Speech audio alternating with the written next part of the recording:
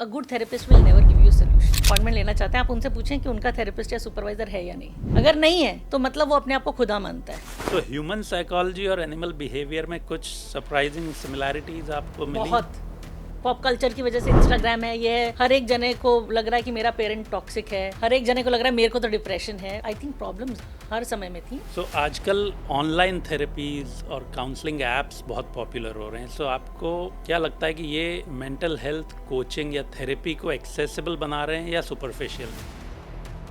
India में counselling का profession किस डायरेक्शन में जाएगा? बहुत बड़ा बूम होएगा, that is for sure. Her 1 lakh Indian में 0.07 साइकोलॉजिस्ट हैं, 0.3 साइकियाट्रिस्ट हैं। स्कोप काफी है and we would also use a lot of technology. Most overrated self help advice? Manifest कर लो। मैनिफेस्टेशन ये आजकल बहुत पॉप कल्चर में चल रहा है, manifest. I think that's just the most stupid advice. Please don't fall for it because manifestation is not just manifestation. You just fall for the word manifest कर लो, सुबह उठो, ये 4 सेंटेंस बोलो, हो जाएगा। नहीं होएगा। Just because I am a therapist does not mean कि मैं अपनी जिंदगी में कुछ चीज़ों से स्ट्रगल नहीं कर रही हूँ।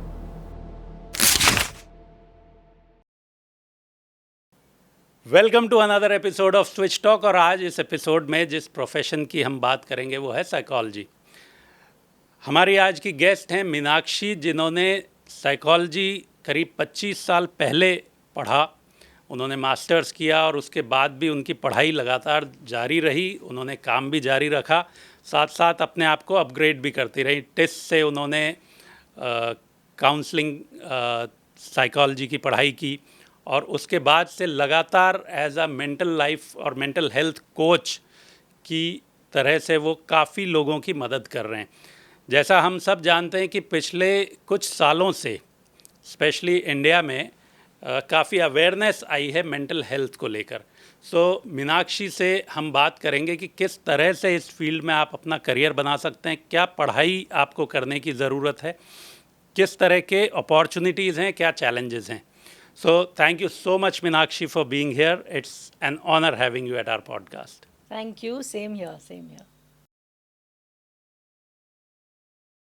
सो आपने साइकोलॉजी की पढ़ाई तब की जब इंडिया में बहुत कम लोग इसके बारे में अवेयर थे, मेंटल हेल्थ के बारे में स्पेशली अगर बात करें। और आज भी मेंटल हेल्थ अवेयरनेस या मेंटल हेल्थ कोचिंग बहुत रेयर है, एक लग्जरी मानी जाती है। So how did you decide उस ज़माने में, आज से शायद 15 साल 20 साल पहले? 98 में मैंने 12th कंप्लीट किया था, तो उसके बाद ग्रेजुएशन साइकोलॉजी में की, मास्टर्स साइकोलॉजी में की। तो बीन मोर देन 25 ईयर्स। तो उस टाइम कैसे आपने सोचा कि साइकोलॉजी पढ़ना है? शायद कहते हैं ना, लिखा हुआ रहता है, लिखा हुआ होता है कुछ लोगों के जीवन में, ये होना है। तो मैं जिस स्कूल में पढ़ती थी, सोफिया जयपुर में एक स्कूल है, जहाँ कॉमर्स नहीं था, साइंस था और आर्ट्स था। तो साइंस में क्योंकि मैं एक अच्छी स्टूडेंट थी, मार्क्स अच्छे आ जाते थे, तो 10th के बाद ऑप्शन था या तो साइंस लूँ या आर्ट्स लूँ।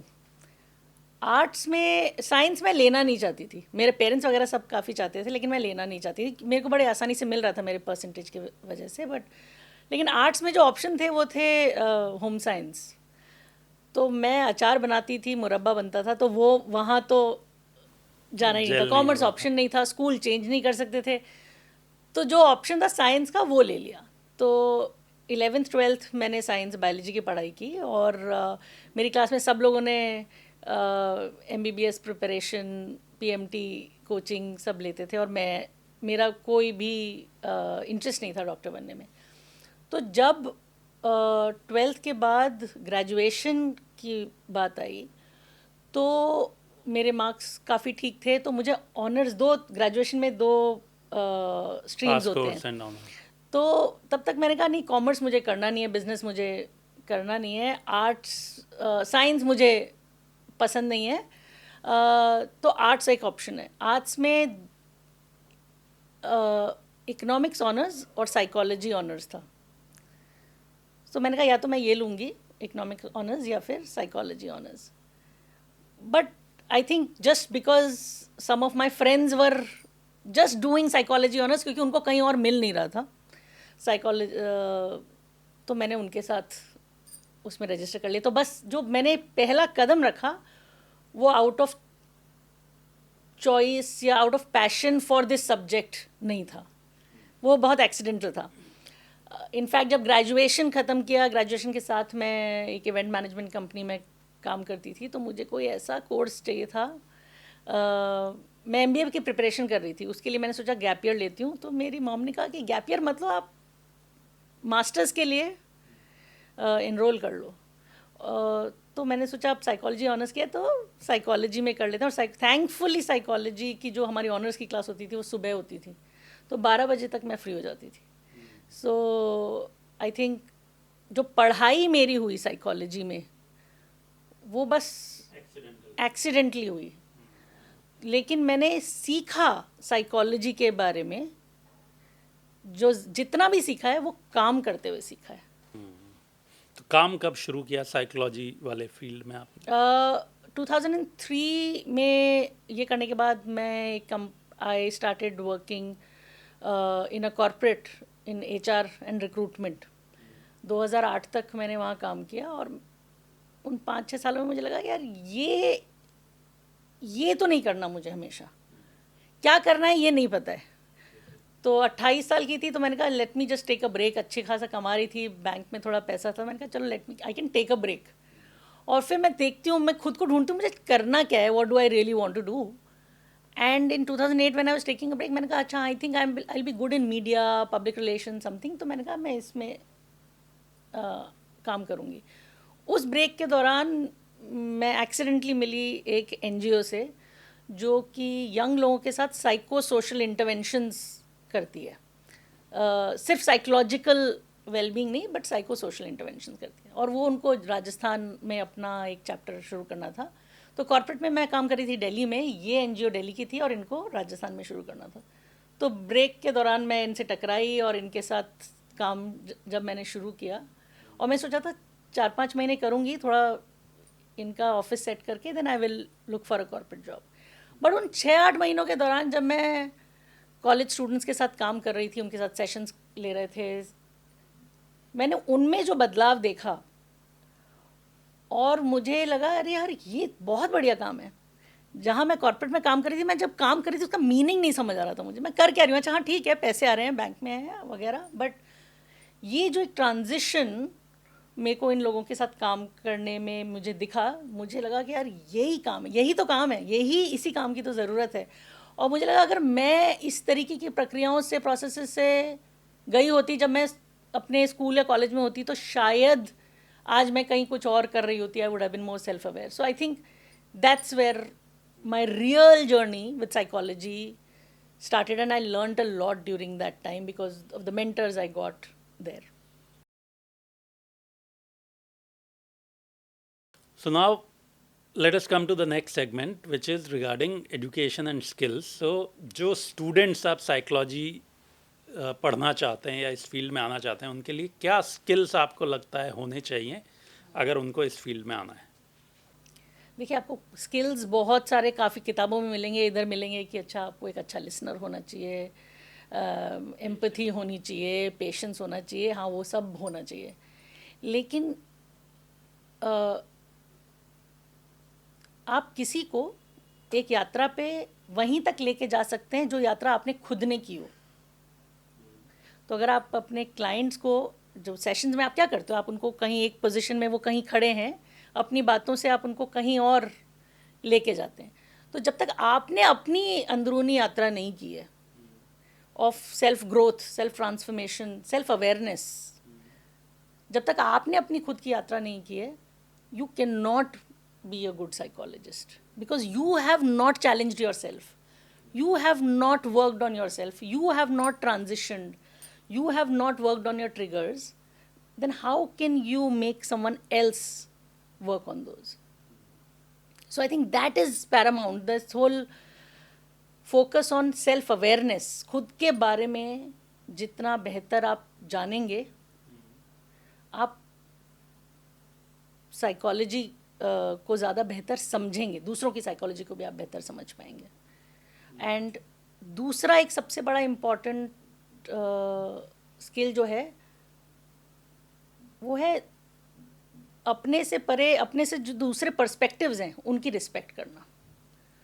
तो हम अपनी ज़िंदगी को एक तरीके से चलाते हैं, लेकिन जो मेरे पास क्लाइंट आ रहा है वो शायद किसी और तरीके से अपनी ज़िंदगी को चलाता है, और अचानक बात करते करते मुझे लगेगा अरे ये सही नहीं कर रहा है, क्योंकि ये मेरे थॉट प्रोसेस से अलाइन नहीं हो रहा है, और मैं वहीं उसको जज करने लग जाता हूँ या लग जाती हूँ। I think that ability of just listening, I think that just being non judgmental, I think that. So दो बातें आपने बताई कि अगर स्टूडेंट साइकोलॉजी फील्ड में आना चाहते हैं, पढ़ना चाहते हैं, करियर बनाना चाहते हैं, मेंटल हेल्थ कोच बनना चाहते हैं आपकी तरह, तो सबसे पहले तो खुद को जाने, और दूसरा they should celebrate diversity, yes, not just accept but celebrate, be non respect, judgemental. yeah. हाँ, फिर आपने ये टिस में जो Tata Institute of Social Sciences है, मुंबई से आपने पढ़ाई की? जी। 2 साल तो का कोर्स और किया ये आपने? हाँ, लेकिन ये मैंने अपना पूरी पढ़ाई, मास्टर्स की पढ़ाई की, फिर काफ़ी साल काम किया, फिर ये पढ़ाई की मैंने। हाँ, तो ये थेरेपी एंड काउंसलिंग कोर्स है? काउंसलिंग कोर्स है। ओके। और इसमें पढ़ने के बाद एकेडमिक ट्रेनिंग और प्रैक्टिकल ट्रेनिंग में क्या आपको लगा कि क्या ज़्यादा ज़रूरी रहता है? ज़रूरी काउंसलिंग दोनों प्रैक्टिकल है। ट्रेनिंग की? हाँ, ज़रूरी दोनों है, लेकिन आप कितनी भी किताबें पढ़ लें, आपको समझ तब बनती है जब आप प्रैक्टिकली उस ज्ञान को यूज़ करते हैं या देखते हैं। तो मैं हमेशा कहूँगी पलड़ा भारी, जैसे मैंने कहा कि मैंने साइकोलॉजी की 5 साल की पढ़ाई की, लेकिन जो मेरे को रियल समझ बनी जब मैं लोगों के साथ बात कर रही हूँ, उनके साथ इंगेज कर रही हूँ, उनकी एक जर्नी को फैसिलिटेट कर रही हूँ, उस पूरे प्रोसेस में मैं अपने आप को भी जान रही हूँ और उनकी यात्रा भी साथ में कर रही हूँ। तो जब तक इंटर्नशिप या प्रैक्टिकल एक्सपीरियंस आपकी एकेडमिक का एक बहुत बहुत इम्पॉर्टेंट हिस्सा है, जिसमें आप पहले कुछ महीने किसी और को शैडो करें, उनको करते हुए देखें अगर पॉसिबल है तो, और फिर उसके बाद जब आप कर रहे हैं आप किसी के सुपरविजन में मेंट करें। तो आपने मुंबई में एनिमल बिहेवियर की भी पढ़ाई की। सो ह्यूमन साइकोलॉजी और एनिमल बिहेवियर में कुछ सरप्राइजिंग सिमिलैरिटीज़ आपको मिली? बहुत। जैसे आप child psychology and dog psychology are very similar. आप क्यूरियोसिटी तो ऑफ कोर्स है ही, क्योंकि बच्चा ने वूम से निकल के आया है, उसको हर चीज़ नहीं है, तो वो चाट के पकड़ के सब कुछ टच करके देखता है, और वैसा ही बच्चा भी करता है, और वैसा ही अगर आप एक डॉग या कैट जो छोटा होता है वो भी वही करता है। तो हम कहते हैं कि पूरा 1 साल जो है, जो 18 साल में जो हम ह्यूमंस होते हैं, फिज़िकल चेंजेस होते हैं, साइकोलॉजिकल चेंजेस होते हैं, काफ़ी सारी जो बॉडीली चेंजेस होते हैं, और 18 साल में हम एक तरीके से अडल्ट बन जाते हैं। डॉग्स और कैट्स में ये समय होता है 1 से 1.5 साल। तो जो सब हम 18 सालों में चलता है हमारे जीवन में, वो उनके जीवन में 1.5 साल में चलता है। तो जिस तरीके से बच्चों में भी जब बड़े हो रहे होते हैं, उनके रोल मॉडल पेरेंट्स होते हैं। आप देखेंगे कि जो पेरेंट जैसा करते हैं वो बच्चे वही सीखते हैं। Same thing happens with dogs and cats. You will see if there is a household where people talk loudly, the dog will bark a lot. If the people are soft spoken, you will see the dog is also not barking as much. जो initial imprints होते हैं वो बहुत बहुत important होते हैं। Curiosity जैसे आपने कहा, बाउंड्रीज और शेड्यूल बच्चों को भी हम करते हैं ना, अच्छा इतने बजे खाएगा, इतने बजे सोएगा, इतने, क्योंकि हमको उनका शेड्यूल बनाना होता है, उनका एक शेड्यूल बने ताकि उनका जीवन सही हो। उसी तरीके से डॉग्स में भी वो बहुत ज़्यादा इम्पोर्टेंट होता है, एंड सुपरविजन बेसिकली। और जितने हम generally what we say that when a child is growing up, the more exposure and experiences we give them of new things, they become far more confident. The same thing happens with the dogs. आप उनको जितना expose करते हो बाहर नई नई चीज़ों से, वो उतने कॉन्फिडेंट बनते हैं। तो काफ़ी सारी, ये तो this just we are naming a few, but you will be amazed the way, if you had 2 kids, raising a dog would be a cakewalk for you. If you had 2 dogs, raising a kid would be a cakewalk, because you've understood the raising up of children and toddlers. Okay, so now we'll come to the next segment, which is therapy and healing. So सबसे बड़ा challenge मुझे लगता है, आप जब patient से या जो भी आपसे काउंसलिंग लेने आते हैं उनसे बात करते हैं, तो ट्रस्ट बिल्ड करना मुझे लगता है एक बड़ा चैलेंज है. सो वो आप कैसे बिल्ड करते हैं? क्या उसकी टेक्निक होती है या क्या तरीका होता है? जो सबसे इम्पॉर्टेंट चीज़ है वो है नॉट टॉकिंग.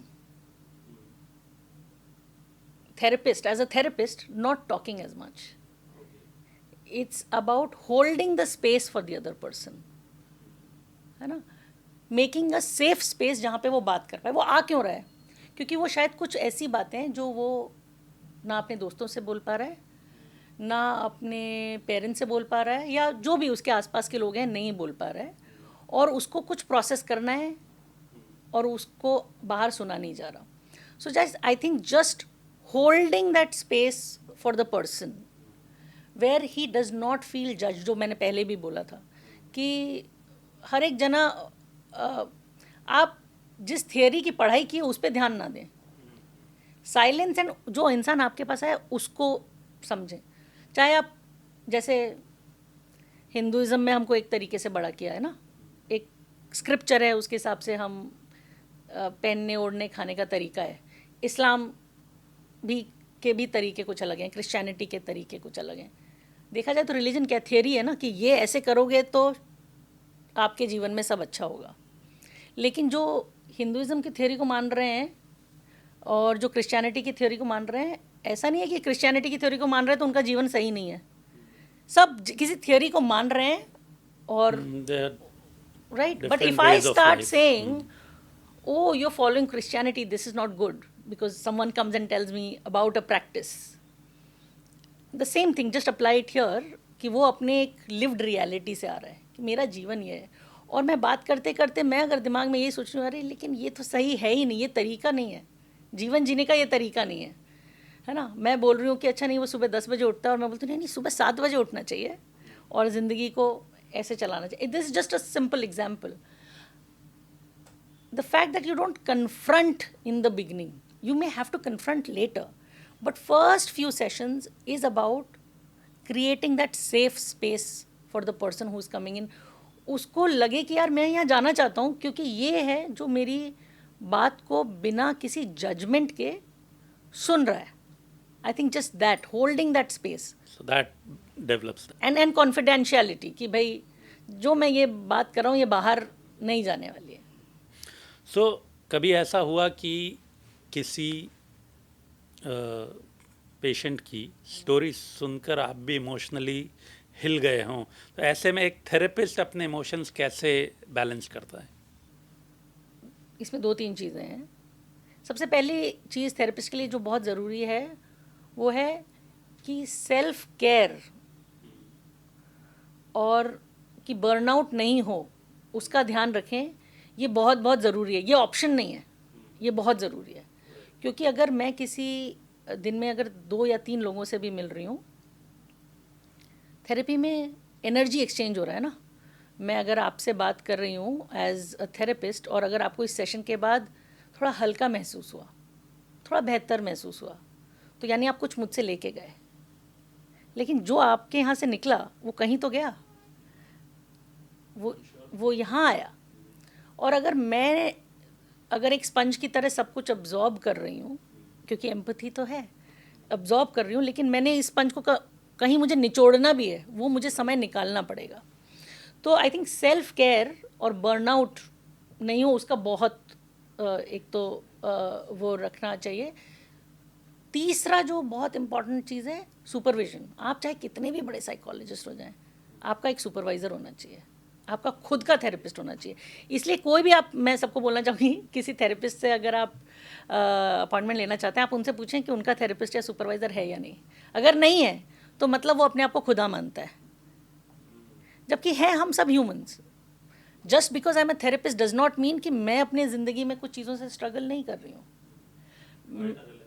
है ना. सो आई थिंक तो जैसा आपने ये एग्जांपल बताया कि कोई आया और हो सकता है मेरे वो उसने जो प्रॉब्लम बताई है उस हो सकता है कि वो मेरे जीवन में मैं भी झेल रही हूँ और मैं शायद इतने अच्छे से उसको हैंडल नहीं कर पा रही हूँ और उसने मेरे अंदर कुछ कोई चीज़ ट्रिगर कर दी और मैंने कहा मैंने तो ऐसे किया था, तो मैं इसको बोलती हूँ अरे यार तुम भी ऐसा कर लो. That's a big no. I can not say that because that's not his or her lived reality. तो उससे मैं उस सेशन के बाद बहुत ज़रूरी है कि मैं अपने सुपरवाइज़र के पास जाऊँ और बोलूँ कि यार मेरे साथ ये हो रहा है ना. तो my supervisor will help me guide through that. If I don't have a supervisor and I think I can do it all, that's not possible. और कोई भी ऐसी चीज़ है जो किसी क्लाइंट के आने से किसी एक मुद्दे को लेके अगर आपका वो थेरेपिस्ट खुद ट्रिगर हो रहा है, तो generally a good therapist would always refer you to someone else. That okay all the other things I can handle but can I will refer you to this other person. तो आजकल लोग quick fixes चाहते हैं. So how do you deal with that कि लोगों को लगता है एक सेशन में ही काम हो जाए. एंड फॉर दैट मैटर जो स्टूडेंट्स इस फील्ड में मेंटल हेल्थ कोचिंग में आना चाहते हैं, उनके लिए क्या इसमें आपका एडवाइस रहेगा? आजकल वही फास्ट फूड का ज़माना है ना. डिलेड ग्रेटिफिकेशन किसी को नहीं चाहिए. इंस्टेंट ग्रेटिफिकेशन चाहिए. स्विगी ऐप पे मैं क्लिक करूं और खाना आ जाए. मेरे को दोस्त से बात करनी है, बस मोबाइल पे चैट कर लूं. वो सबको अभी चाहिए और आज ही चाहिए.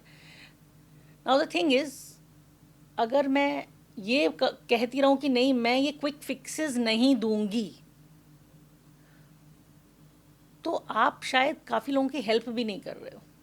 तो एज अ थेरेपिस्ट आपके पास एक टूल किट होना चाहिए कि यार ये भी है और ये भी है, ये भी है, ये मेरे पास इतने सारे टूल्स हैं. लाइक से फॉर एग्जांपल अगर कोई आता है मेरे पास और बहुत एनजाइटी दिख रही है मुझे यहाँ पे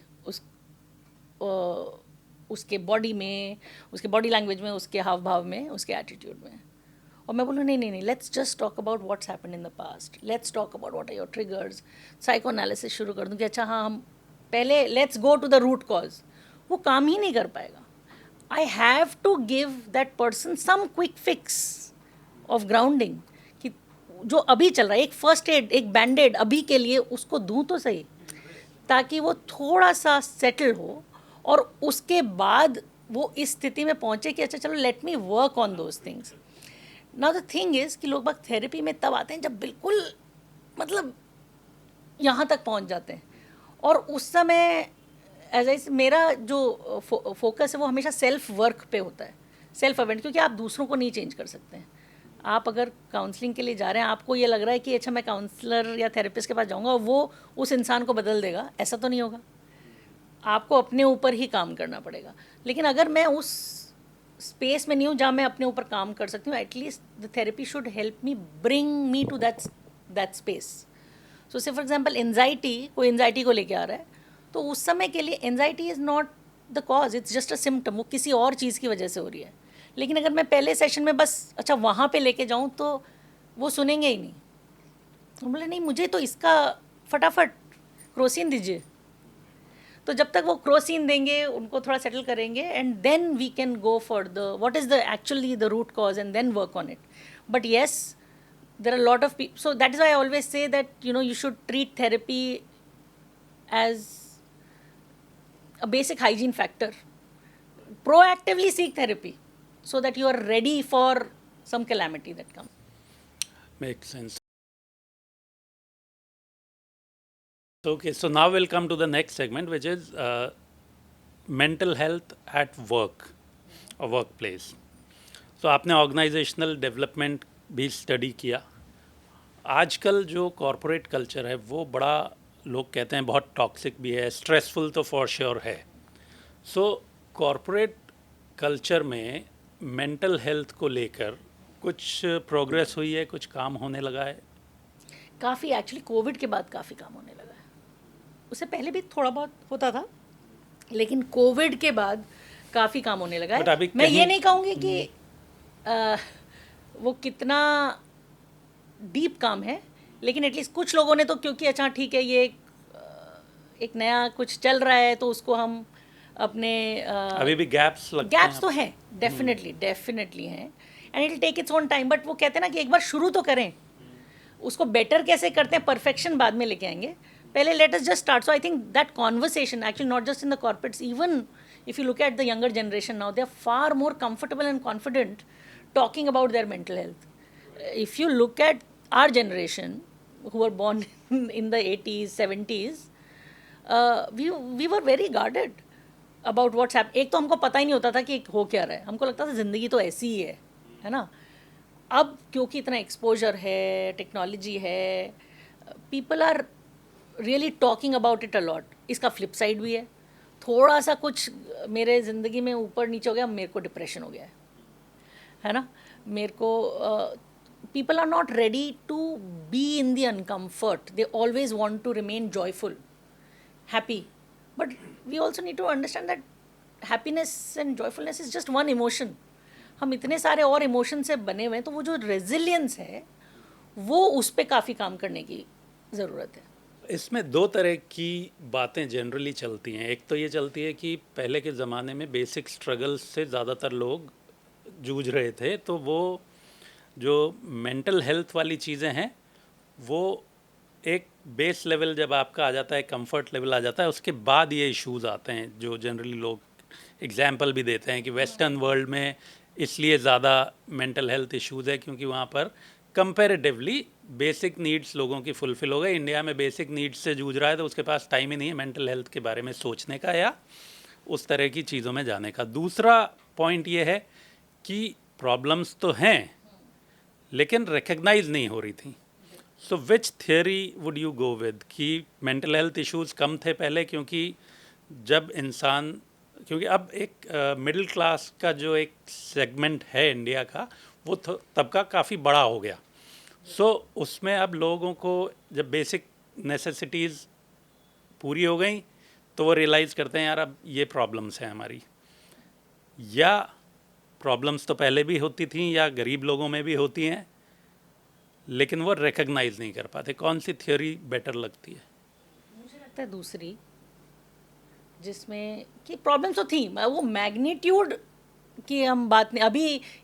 अभी मुझे लगता है काफ़ी लोग इसको बहुत ही एक अलग पॉप कल्चर की वजह से, इंस्टाग्राम है, ये है, हर एक जने को लग रहा है कि मेरा पेरेंट टॉक्सिक है, हर एक जने को लग रहा है मेरे को तो डिप्रेशन है. वो अब एक अलग एक्सट्रीम है. बट आई थिंक प्रॉब्लम्स हर समय में थी, लेकिन क्योंकि परिवेश बदल रहे हैं ना. पहले हम जॉइंट फैमिलीज़ में भी रहते थे, इतने सारे लोग थे जिनके साथ हम सुख दुख की बातें करते थे. अब यूनिटरी फैमिलीज़ भी हैं, तो लोनलीनेस तो loneliness of course loneliness, social connections जो हैं, अब आजकल हमारे सोशल कनेक्शंस सोशल मीडिया पे बन रहे हैं. मेरे सोशल मीडिया पे हज़ारों दोस्त हैं, लेकिन जब मुझे सही में लोगों की ज़रूरत होती है, कितने लोग खड़े मेरे साथ. तो कॉन्टेक्स्ट भी चेंज हो रहा है, लेकिन प्रॉब्लम्स तो पहले भी थी. इब्राहिम मैस्लो करके बहुत अच्छे सोशोलॉजिस्ट हैं, वो बोलते हैं कि उनकी नीड हायरार्की थ्योरी है. उन्होंने कहा कि यार ये जब रोटी कपड़ा मकान बेसिक है और उसके ये पूरा होता है तो ये आप फिर सेफ्टी पे जाते हो, उसके बाद आप सेल्फ एस्टीम, उसके बाद एक्चुअलाइजेशन पे जाते हो. लेकिन काफ़ी लोगों ने कहा कि ये हायरार्किकल स्ट्रक्चर नहीं है, ये केक का स्लाइस है. हर नीड है, आप चबाते हो तो सारी नीड. अगर ये नहीं होता तो मान लीजिए जैसे ये सब आंदोलन, नर्मदा बचाओ आंदोलन है, हाँ, उसमें ये लोग, उनके पास खाने के लिए पैसे नहीं थे, लेकिन वो पानी में जाके ज़मीन पे बैठ गए हैं. क्यों? क्योंकि उनको अपनी कम्युनिटी बचानी है.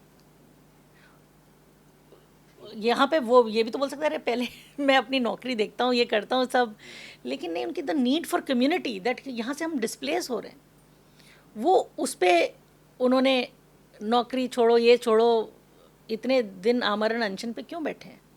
वो इसलिए बैठे हैं. तो नीड्स तो सारी हैं, but yes I agree that कुछ बेसिक नीड्स कई बार काफ़ी इम्पोर्टेंस ले लेती हैं, लेकिन ये सारी दिक्कतें पहले भी थी, इतने फोरफ्रंट में नहीं आती थी और इतनी अब्यूज़ भी नहीं होती थी जिस तरीके से आजकल हर शब्द अब्यूज़ हो जाता है बहुत आसानी से. ओके, सो एक एस्पायरिंग मेंटल हेल्थ कोच को अगर कॉरपोरेट ट्रेनिंग में अपना करियर बनाना है तो क्या रोड मैप होना चाहिए, क्या पढ़ाई करनी चाहिए, क्या ट्रेनिंग्स लेनी चाहिए? उसी साइकोलॉजी की पढ़ाई हमेशा मदद करती है, वो आप चाहे किसी भी फील्ड में जाएं, है ना। अगर आपको एमबीए भी करना है आगे, आप कहीं पे भी जाएं, देखिए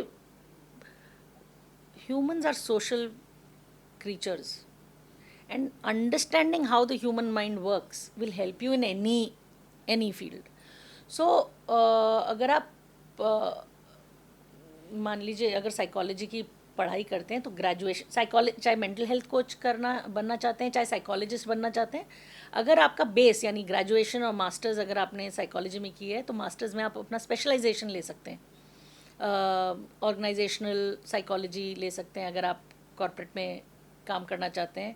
वहाँ पे ट्रेनिंग एंड डेवलपमेंट का एक काफ़ी अब आजकल एक सेक्शन है, तो वहाँ पे काफ़ी ओपनिंग्स हैं ट्रेनिंग एंड डेवलपमेंट में। तो आप ऑर्गेनाइजेशन डेवलपमेंट पढ़ के भी आ सकते हैं, आप एचआर एमबीए इन एचआर करके भी वहाँ आ सकते हैं।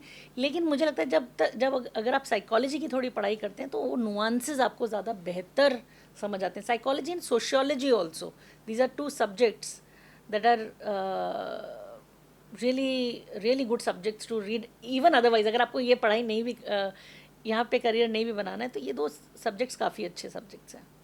तो आपके जो सेशंस होते हैं उसमें सबसे ज़्यादा रिपीट होने वाले इश्यूज क्या हैं? मतलब करियर कन्फ्यूजन, रिलेशनशिप्स, या self esteem, anxiety? So right now the young generation, if you look at it, like anything between 16 to 23 24 की अगर हम बात करें तो काफ़ी डिसीजन मेकिंग इश्यूज आते हैं, क्योंकि दे आर अडल्टिंग नाउ ना। अभी तक माँ बाप के घर में रह रहे थे और अब हमने कॉलेज कर लिया, अब हमको काम करना है और अपना ज़िंदगी खुद चलाना है। तो वो जो फेज़ है जहाँ, क्योंकि अभी तक पेरेंट्स ने सारे डिसीजन ले लिए, अब पहली बार है मुझे अपने डिसीजंस लेने हैं, और वो जो अडल्टिंग फेज़ है, this generation is really grappling with that. That is one. And second, a lot of couples come for couple counseling. Many. Most of my clients relationship are couple related issues, premarital counseling और after marriage counseling। ये दो काफ़ी important issues निकल के आते हैं। Okay, so now we'll come to the next segment, which is related to vision and values. So, आपको क्या लगता है कि जो मेंटल हेल्थ कोचिंग है वो एक रिस्पॉन्सिबिलिटी है, एक पैशन है, या एक थेरेपी है, और लाइक इट्स अ सर्विस? मैंने काफ़ी लोग देखे हैं जो अपने प्रोफेशन को एक सर्विस की तरह मानते हैं और काम करते हैं। मैंने काफ़ी लोग देखे हैं जो सर्विस को एक प्रोफेशन की तरह सिर्फ एक सैलरी फॉर्मेलिटी के लिए करते हैं। आई स्ट्रांगली बिलीव कि खाली पेट सर्विस ज़्यादा समय तक हो नहीं सकती। सो देयर इज सस्टेनेबल होना चाहिए। So one amount somehow you need to monetize something. Yes, it can be, of course, मैंने अपनी ज़िंदगी में काफ़ी मचा लिया है and I'm settled and now I want to put myself into service. That's another thing, because you don't probably have other responsibilities or those responsibilities are taken care of. However, I feel there should always be some amount of money coming in.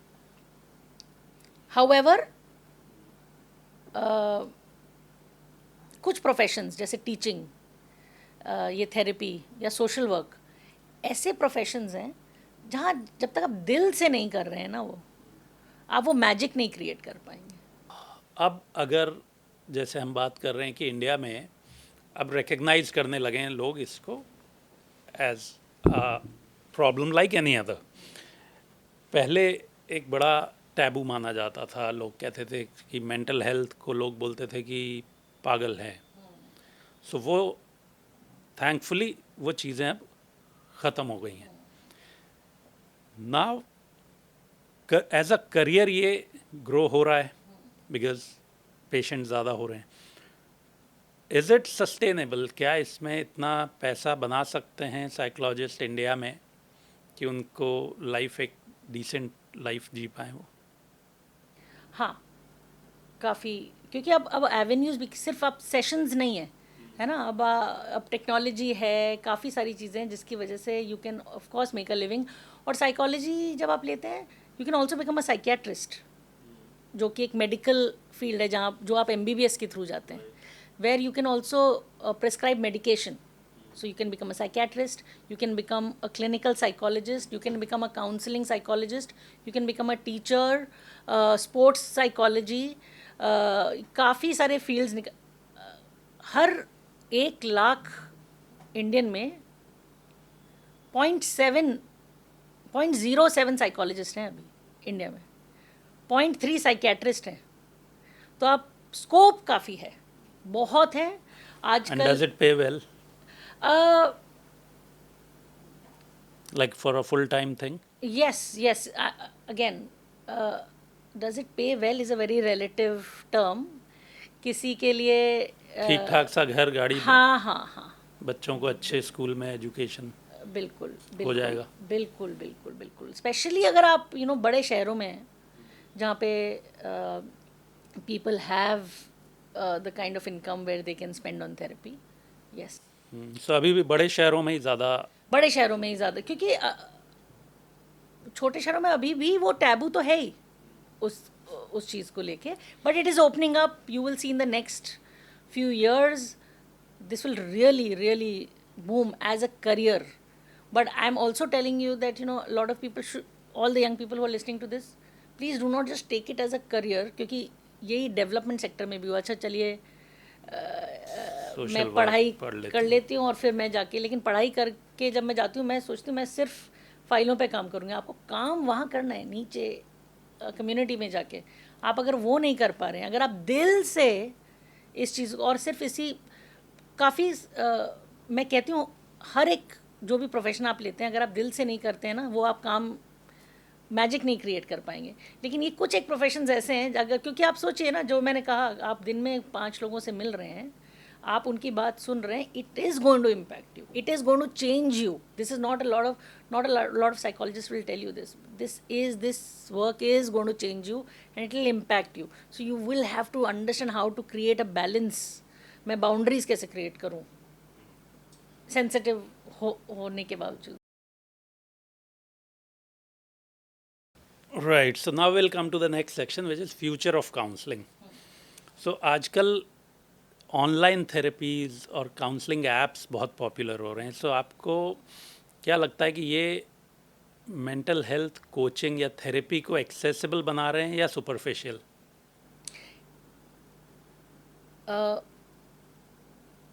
वो कहावत है ना, when in Rome do like the Romans, है ना. ये जो generation आ रही है ये बहुत टेक्नोलॉजी फ्रेंडली है. अगर मैं चाहे कोई भी चीज़ जो मैं प्रोवाइड करना चाहती हूँ, सिर्फ थेरेपी नहीं, खाना हो या कुछ हो, if I am not available here in these spaces which is easily accessible, they will not access it. And hence accessible तो बना रही है definitely, no doubt about it. और आप अगले 10 सालों में 15 सालों में देखेंगे टेक्नोलॉजी और भी काफ़ी डीप काम लेके आएगी कि अच्छा इंसान के मूड को समझें टेक्नोलॉजी के थ्रू, स्लीप पैटर्न्स को समझें, वो कैसे इम्पैक्ट कर रहा है खाने, ये सारी चीज़ें आएंगी. इससे हम भाग नहीं सकते. लेकिन जो एक ह्यूमन टच है वो कहीं जाएगा नहीं, वो रहेगा. वो ज़रूर रहेगा. But as I said, it is not just because this, but a lot of young people are using these words very flippantly. जो मैं पहले भी बोल रही थी कि अच्छा मेरे पेरेंट्स टॉक्सिक हैं, उन्होंने सबके शायद पेरेंट्स उनको ये चाहिए कि मैं कैसे किसी और के पे जिम्मेदारी डाल दूँ मेरे ज़िंदगी में क्या चल रहा है. खुद जिम्मेदारी नहीं लेना चाहते हैं और कैसे कोई और रिस्पॉन्सिबल है उसके लिए. सो ये जेनजी और मिलेनियल्स में उनकी साइकोलॉजी में क्या डिफरेंस आपको नज़र आता है? सबसे पहले तो यही कि Gen Z is far more comfortable with technology. Okay, that's one of the most important thing. They are far more vocal about their mental health as compared to a millennial. they are far more open to asking for help as compared to a millennial. उनकी boundaries भी इतनी rigid नहीं है. Millennials की boundaries काफ़ी rigid होती थी कि अच्छा नहीं मैं इतना ही बता सकती हूँ, इतना नहीं बता. मैं ये जो कंपैरिजन कर रही हूँ वो सिर्फ मेंटल हेल्थ के रेल में कर रही हूँ.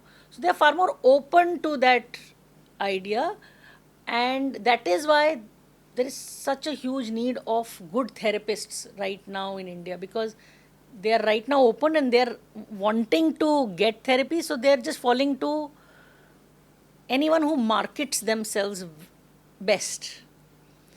वो सही में अच्छा थेरेपिस्ट है या नहीं है वो नहीं पता है, लेकिन क्योंकि उसके एड्स हैं या इंस्टाग्राम पे है और कुछ बाइट्स हैं, everyone, so it's also very dangerous zone.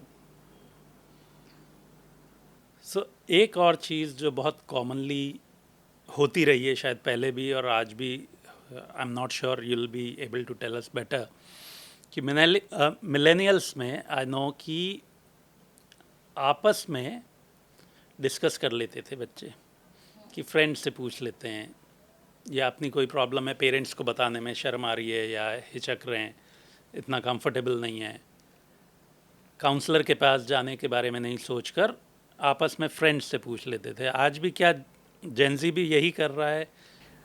And कर तो रहे हैं, हाउ गुड इज दिस? कर तो रहे हैं, लेकिन दैट्स द प्रॉब्लम. इफ जो रोज़मर्रा की ज़िंदगी की दिक्कतें हैं वो आप डिस्कस कर सकते हैं, लेकिन if there is something that really needs therapy, what happens is when you are talking to someone who is not a professional, चाहे वो पेरेंट हो, चाहे वो दोस्त हो, या कोई और हो, क्या होता है अगर मेरे को अंदर कुछ दिक्कत कर रहा है कोई चीज़, मैं अगर 4 लोगों से बात कर लेती हूँ और वो अपने हिसाब का कोई सजेशन दे देते हैं और मेरे को हल्का फील होने लग जाता है कि अच्छा, कई बार होता है ना कि क्योंकि मैंने अंदर दबा के रखा है, बस बात करने से हल्का हो जाते हैं. So that's also big danger, क्योंकि अगर आप हल्के होते रहोगे ना, आप एक्शन नहीं लोगे उस चीज़ के ऊपर. जब तक आपके अंदर कुछ चल रहा है और आप उससे बहुत बुरी तरीके से ग्रसित या पीड़ित नहीं है ना, तब तक आप उस पर कोई चेंज ही नहीं करेंगे, अपनी ज़िंदगी में बदलाव नहीं लेके आएंगे. और अगर मैं ऐसे इंसान हूँ जो मैं जाके अपनी हर बात दोस्तों के साथ शेयर कर देती हूँ, तो मुझे वो भारीपन कभी लगेगा ही नहीं, and that's a very dangerous thing. Okay, so आपको क्या लगता है अगले 10 साल में इंडिया में काउंसलिंग का प्रोफेशन किस डायरेक्शन में जाएगा? बहुत बड़ा बूम होएगा वो that is for sure. And we would also use a lot of technology का काफ़ी, जैसे मैंने कहा कि वो हम यूज़ करेंगे. और मैंने आपको आंकड़े बताए जैसे कि 1 लाख के ऊपर एक भी नहीं है, पूरा 1% भी नहीं है. तो there is a huge scope. People who want to come into this field, you should, this is a field which really needs, there is a lot of demand right now, but be ready for the hard work, be ready for what it will do to you as well. So now one last advice to aspiring students कि क्या skills develop कर आना है इस field में जब आना है? जैसे मैंने कहा, how to hold that space for the person, और not being judgemental at all.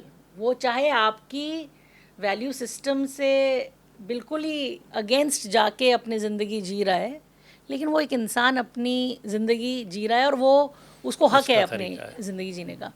और ये सोचें, ये हमेशा सोचें कि ये मेरा प्रोजेक्ट नहीं है, इसको मेरे को बदलना नहीं है, इसको मुझे चेंज नहीं करना है, मेरी तरीके से नहीं बनाना है, इसको अपनी ज़िंदगी में, इसमें इतनी बुद्धि है कि अपने आप डिसीजन ले सकता है. It is just that he or she needs a person who would help and hand hold him through his own decisions. बहुत कमाल की बात है ये, क्योंकि एज अ लेमैन जनरली यही होगा जो आप कह रहे हैं. हाँ, कि वो कोशिश करेगा कि अपनी तरह कर दें. बिल्कुल. तो क्योंकि इसीलिए स्टूडेंट्स के लिए ख़ास तौर पे ये मैं बोलना चाहूँगा कि अगर कोई भी ऐसी प्रॉब्लम है जिसमें आपको लगता है कि आपको थेरेपी लेनी चाहिए, तो instead of going to your friends, क्योंकि फ्रेंड्स वही करेंगे कि वो अपने हिसाब से सोच के आपको सोल्यूशन देंगे, लेकिन थेरेपिस्ट आपके हिसाब से आपको सोल्यूशन देंगे. That's the major difference. और actually solution, a good therapist will never give you solution. अच्छा, okay. Okay, a good therapist will listen to you, यानी आपका पक्ष सुनेगा और बाकी और जितने पक्ष हैं वो आपके सामने रखेगा. ओके. ज़रूरी नहीं है कि मैं आपके पक्ष से सहमत हूँ या असहमत हूँ. मैं अगर एक अच्छी साइकोलॉजिस्ट या थेरेपिस्ट हूँ, मैं बिना किसी राग द्वेष, बिना किसी इमोशन के बाकी सारे पक्ष उसके सामने खोल के रखूँगी. देखो ये भी पॉसिबल है, देखो ये भी पॉसिबल है, देखो ये भी पॉसिबल है, देखो इसमें तुम्हारी भी तो शायद कुछ जिम्मेदारी बनती थी अगर वो कोई कॉन्फ्लिक्ट सिचुएशन है. ये सारे पत्ते खोल के रख देगा और फिर बिल्कुल बिलीव करेगा, पूरा विश्वास रखेगा इस अपने क्लाइंट पे कि ये जो चुनेगा वो उसके लिए सही है, वो मेरे लिए सही नहीं हो सकता है. शायद मैं वो डिसीजन नहीं लूँगी जो इसने लिया, लेकिन वो उसने चुना है, वो सारे पक्षों को देख के वो चुनाव कर रहा है. Very interesting. Okay, so now we'll come to the rapid fire round. Actually, before rapid fire, Yes, one please. thing that I would actually also, to the young people and the teachers, more than young people, the teachers and the parents and the caregivers of this generation, therapy में मैं अभी non clinical cases की बात कर रही हूँ, जो schizophrenia और इन सब की बात नहीं कर रही हूँ. नॉर्मल जो एक थेरेपी में आजकल काफ़ी लोग थेरेपी में आएंगे ही नहीं अगर हम प्रोएक्टिवली, जब वो बड़े हो रहे हैं, उनको हम लाइफ स्किल्स इम्पार्ट नहीं करें. लाइफ स्किल सिर्फ मॉरल साइंस के तौर पे नहीं, लेकिन मान लीजिए अगर कोई आता है कि अच्छा मेरा बीवी के साथ जम नहीं रहा है, पति के साथ जम नहीं रहा है, ये कॉन्फ्लिक्ट हो रहा है, ये नहीं कर पा रहे हैं. अगर मैंने को बचपन में ही समझाया या सिखाया होता कि कॉन्फ्लिक्ट कैसे रिजॉल्व करते हैं, वो स्किल क्या है, तो मेरे को इस थेरेपिस्ट की ज़रूरत नहीं पड़ेगी. अगर मैं कहीं फंस गई हूँ, अगर मुझे सिखाया होता प्रॉब्लम सॉल्विंग कैसे करते हैं, क्रिटिकल थिंकिंग किसको कहते हैं, यही ना सारे पक्ष देखूँ पहले मैं, ये नहीं सिखाया गया है. हमको तो ये बोला ना मेरे पिताजी ये XYZ पॉलिटिकल पार्टी को वोट देते हैं, आप इसी को दो, मैंने आपके लिए लड़का चुना है, आप इससे. तो डिसीजन मेकिंग तो मेरे को सिखाई ही नहीं गई है. अगर ये बेसिक 8-10 जो लाइफ स्किल हैं, self awareness, resilience, critical thinking, problem solving, ये अगर हम स्कूल में माँ बाप अगर इन चीज़ों को बहुत बेसिक गेम्स की तरह भी शुरू करें, तो आपके बच्चे इस कुर्सी पे आएंगे ही नहीं. I would love to do that at our school for sure. I'll be more than happy to. Yeah, I would request you to, whenever you visit Jaipur, do come to our schools and take a workshop, not just with students, but also with our teachers, so that we can impart it to a large number of students. That's a big learning for me as well. Okay, so now we'll come to the rapid fire. एक book जो आपको लगता है कि हर student को पढ़नी चाहिए जो साइकोलॉजी में इंटरेस्टेड हैं. फ्रॉइड की कोई भी किताब उठा लीजिए, क्योंकि he is the father of psychology. But at the same time जो मुझे एक बहुत पसंद है, ये थोड़ा रैपिड फायर नहीं होगा ये क्वेश्चन, ये बहुत important. Man search for meaning, Viktor Frankl की एक किताब है. ये एक साइकियाट्रिस्ट थे जो जर्मनी के जो कंसंट्रेशन कैंप्स में, हिटलर के कैंप्स में थे, और उन्होंने वहाँ कुछ टाइम बिताया और उसके बाद उन्होंने ये किताब लिखी. और उन्होंने कहा कि ज़िंदगी में पर्पस एक बहुत बड़ी चीज़ है. तो आपकी ज़िंदगी में कुछ भी चल रहा हो, अगर आपके पास एक पर्पस है लाइफ में, क्योंकि उसने देखा कि इस कंसंट्रेशन कैंप में तो सब हैं. अब काफ़ी लोग नेगेटिव भी हो रहे हैं, लेकिन काफ़ी लोग अरे नहीं यार मेरा वो एक काम रह गया है, या फिर मेरा कोई एक चाहने वाला है वो बाहर है, वो मेरा इंतज़ार, मुझे पता ही नहीं है कि शायद मैं ज़िंदा रहूँगा या नहीं रहूँगा, लेकिन वो एक पर्पस जो है उसने उसको ज़िंदा रखा हुआ है, पॉजिटिव रखा हुआ है. इतना रोटी का टुकड़ा है, चलो तेरे को भी दे देता हूँ, मेरे को भी देता हूँ. आप इमेजिन करिए वो कंसंट्रेशन कैंप में क्या चल रहा होगा, लेकिन वहाँ पे भी we are trying to help each other. And second thing what he said was कि आपसे ज़िंदगी में सारी फ्रीडम हटा ली जाए आपके, लेकिन एक फ्रीडम हमेशा आपके पास होती है, वो होती है freedom to choose, the choice, है ना.